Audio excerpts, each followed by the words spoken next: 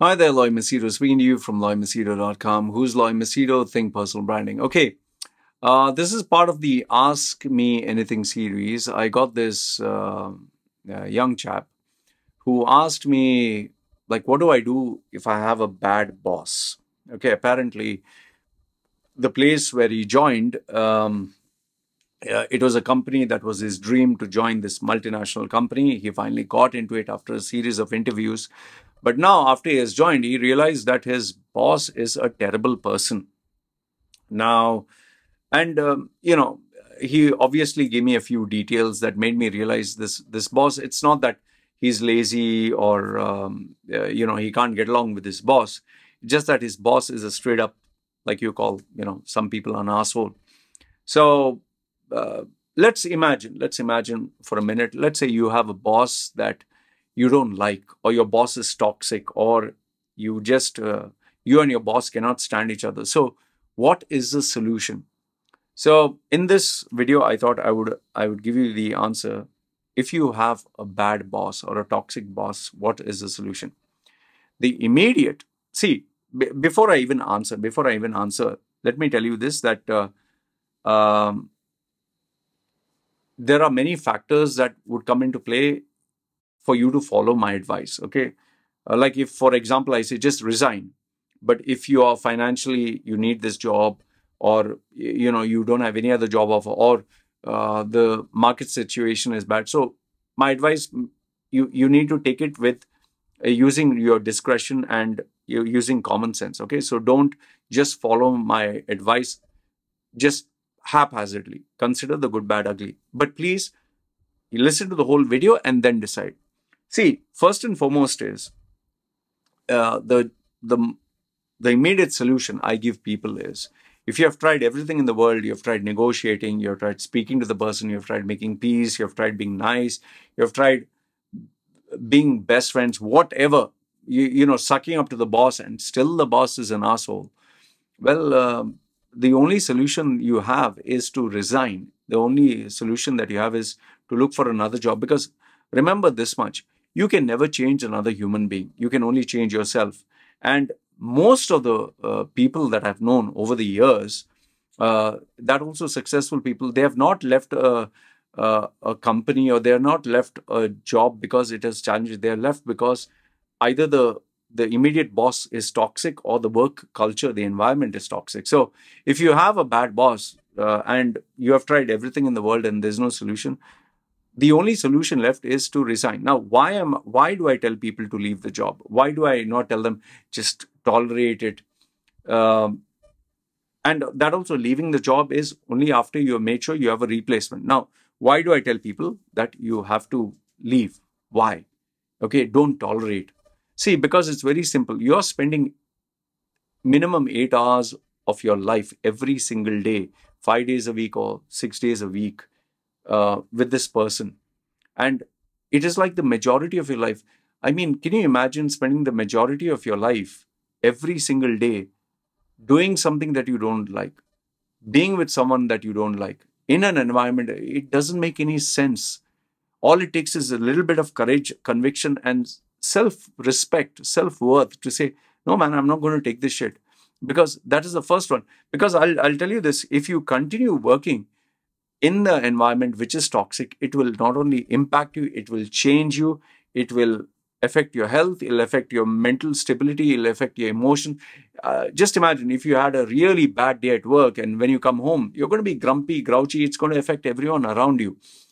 The next point that I strongly believe, you know, like hot and cold water, if you mix it together, it becomes warm. In the same way, the more you mix with toxic people, the good in you starts vanishing and the bad comes in. That is the same thing. Like this, if you were born and raised in a family that was toxic, you'll be toxic. If you're born and raised in a family that was critical, you become a very critical person.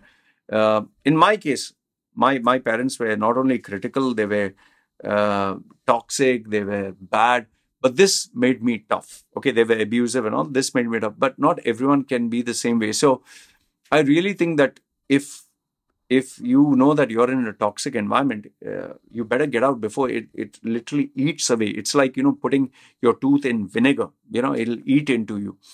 Uh, See, about me, uh, I don't know if you know this. Early on during my career, when from the age of I would say 16 onwards, I started to work.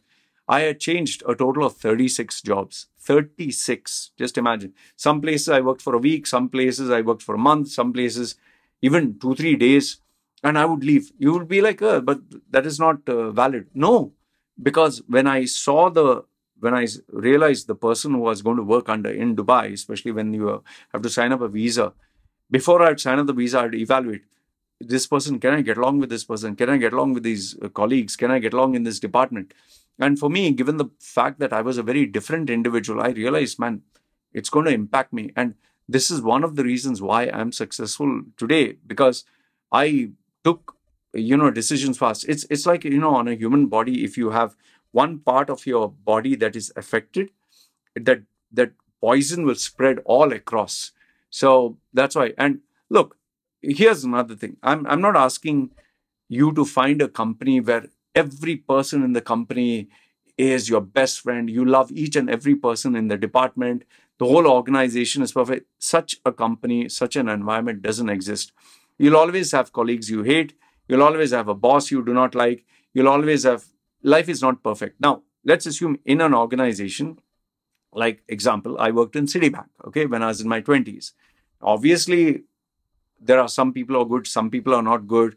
The boss was okay. The boss was a little bit more mature than me. I was very mature. But so now, what is the answer? Should I just resign? No.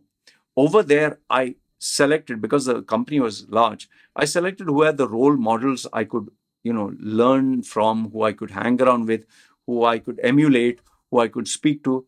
And that helped me survive and sustain the 1.5 year that I worked in Citibank. So you can do the same thing. Because understand this much also, there are the 3 E's that you will have in your career. One is experience, one is expertise, and your education from this experience. So all these 3 E's, that it'll form your personality. And then when you move to another job, you carry this along with you. So don't waste your time in your life. Um, the next point, I'm seeing these points that I've written here so that I don't miss any. Let's say if you joined a company and you don't feel it is, leave immediately, leave fast, because it's better to leave. But if in case, let's say financially you are in a tough place, then I would say just mind your own business, stay in your own lane, do the work. While working, also search for another job and have an exit strategy. Okay. Because at the end of the day, it's all about like, falling in love or finding the right fit for you or the right partner. Because remember, the boss can be is the most important person who can either make you or destroy you. I'll just give you 3 examples before I conclude.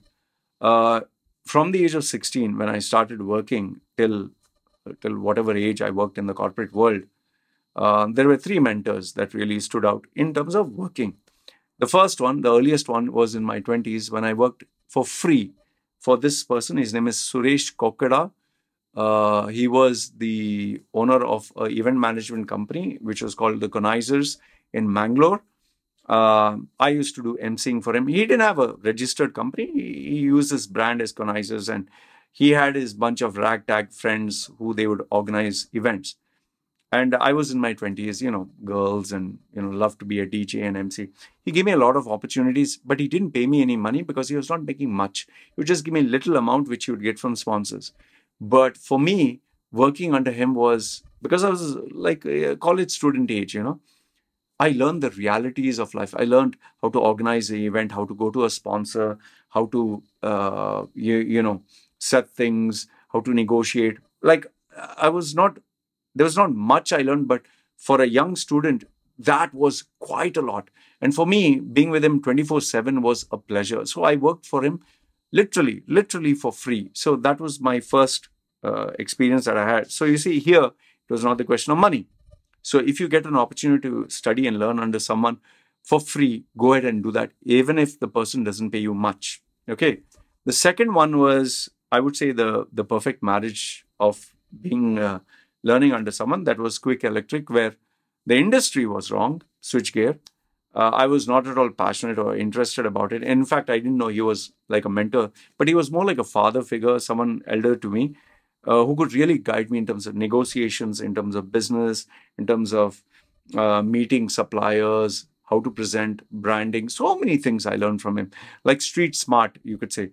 And Gabriel D'Souza was a mentor who really shaped me with the way that I am today.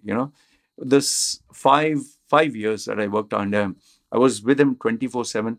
It trans you know the before that, before the age of 30, the 30 years versus those 5 years, that itself eclipses everything. And that was the greatest learning phase of my life, my education, my MBA, PhD, whatever. And it was perfect. But like I told you, the industry was wrong. I was not passionate about switchgear. I didn't want to be an engineer. So that is why I had to leave that.